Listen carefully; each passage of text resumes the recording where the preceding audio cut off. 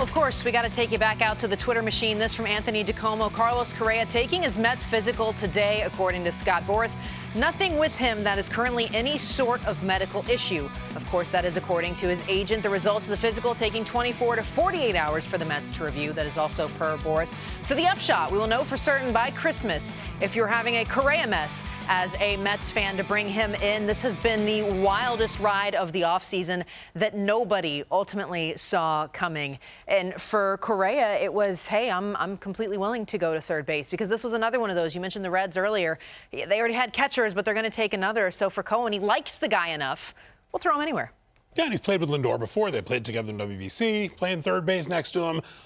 It's not quite A-Rod Jeter, but it's similar, right? With him moving over to third base for the guy who was there before.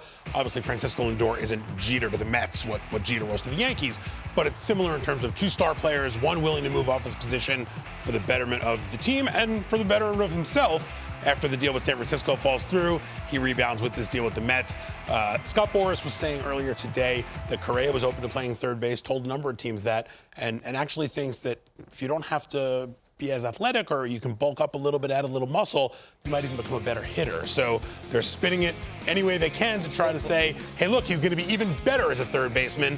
But obviously, when you add him to the left side of that infield, and you just look at what the Mets are going to be fielding around the diamond right there, this team looks like it's going to be a force to be reckoned with. Yeah, it seemed like an easy decision for Carlos Correa. As soon as there was a problem with the physicals with the Giants, you already had the Mets that were involved, right? So it's a team that you know you can go to, a team looking to win now.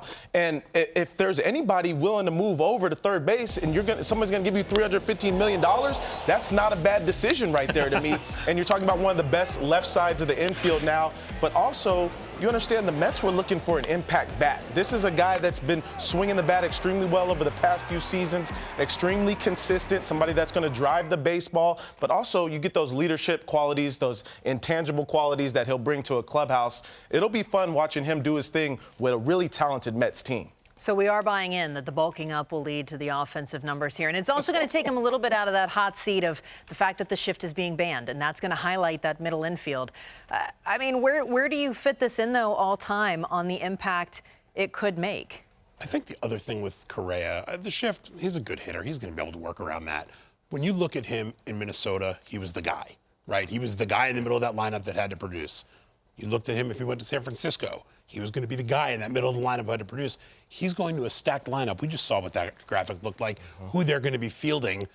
You know, they're going to be able to take advantage of any pitcher out there, and Correa is not going to feel the burden to be that guy. Yeah, so that's why it's such a quick turnaround to get a new deal done?